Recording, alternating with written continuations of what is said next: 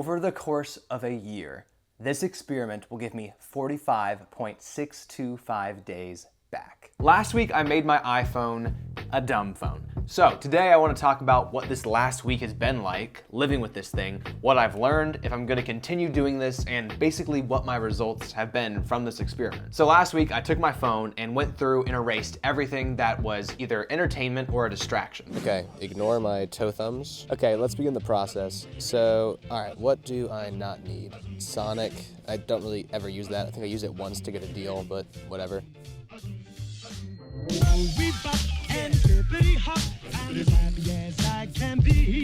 Pretty much anything that would suck time out of me, I got rid of it. And the whole purpose of this was to fix my relationship with my iPhone, because I feel like this is a computer. The whole point of this is to be a tool, something that adds value, something that we use as a utility to get other tasks done. I feel like for me, and I feel like for probably a lot of you watching too, your phone isn't really a tool, but instead an entertainment device and something that we use to just pass time. And I didn't want that anymore, so I erased everything. So today I'll give you the 1 week update, tell you how the experiment's been so far. But first, if this is your first time visiting this channel, hi, this is the anti-self-help, self-help channel because we believe in the help, we're all for it, but we don't think you should do it by yourself. So if you want to push yourself, but you don't want to do it by yourself, then hit subscribe and join the family. Okay, I can genuinely say I have loved this experiment. It's been so enlightening and honestly pretty revealing about my own bad habits and kind of how codependent I'd been on my phone for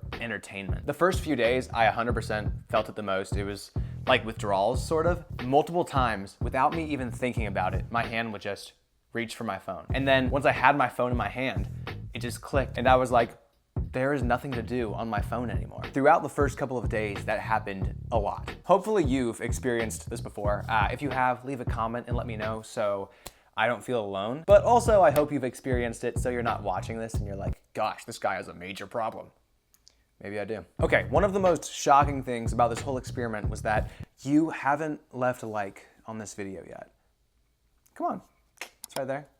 No biggie. Okay, for real, in the first few days, I genuinely felt bored. I will tell you that, no shame. I felt bored. But what was really cool about the boredom was I couldn't spend it in an unhealthy way, really, because I had just made my phone boring. So I grabbed my book and just started going through it. This experiment essentially made my phone boring, and I think that's the coolest thing ever. Because I had to find new ways to entertain my brain, and it's been really good. One of the other really cool things about this experiment for me was that my phone was no longer an event. And let me explain what I mean by that. When you read a book, that's an event. You are dedicating a certain amount of time to this activity that constitutes an event. When you go to the movie theater, you're dedicating a certain amount of time to go to the movie theater. You're creating an event. I feel like so often I've created events with my phone, but unintentionally. And you definitely know what I'm talking about, where you get home after a long day and you just lay down for an indefinite amount of time on your phone. 2,000 years later. That is essentially creating an event with your phone because you weren't going to it for an actual need you had. You just went to your phone because it's what you do when you're bored. But yeah, this last week, my phone has not been an event, and that's because it literally can't be an event right now. It's boring. Like, what am I gonna do? Just reread text messages that I've sent over and over again? No, I'm good. But yeah, here we are, 1 week into the experiment, and I don't find myself reaching for my phone anymore out of subconscious reflex, and I don't find myself treating my phone like an event anymore. And that is super exciting for me. Okay, it's time to talk about the results. Anybody can turn your phone into a dumb phone, whatever. But what did I get out of it? Let's talk about it. Day one, I was shocked at how much my screen time dropped. It took a tank. So here's a screenshot. Before this experiment, I was averaging about 6 hours and 28 minutes. And then 1 week in, we're looking at 3 hours and 20 minutes for a daily average. So pretty much my daily screen time dropped by 3 hours because of doing this experiment. Now you may just be thinking, 3 hours isn't a big deal. You basically just saved yourself from watching one of the Lord of the Rings movies. and to that I would say watching the Lord of the Rings movies is a privilege and should not be compared to screen time. And then I would follow that up with saying 3 hours is huge. By gaining back 3 hours every single day, in 1 week, I got back 21 hours. So I essentially got back 1 full day every week just because I took 5 minutes and erased some stuff off my phone. Yeah, I know. It's sick. Yeah, okay.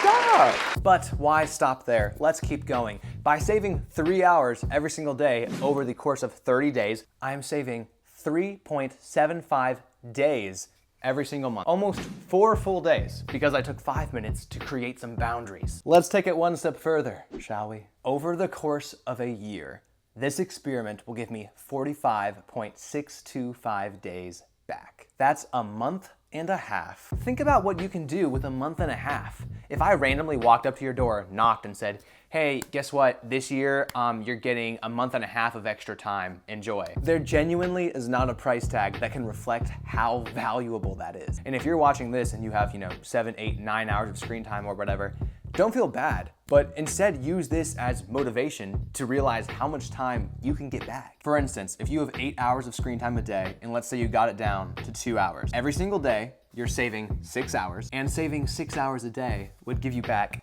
89 days a year. Almost 90 days, which is about 3 months. That is literally insane. So with that said, let's talk about how I want to move forward. Okay, one of the craziest things I noticed while doing this experiment was that you're not subscribed to this channel yet, and I think you should be. So if you feel like these videos might give you value, hit subscribe. It's free, and you can always change your mind later, but I suggest not changing your mind. Okay, so going forward, what does the future look like? Is Danny going to keep his dumb phone? Drum roll.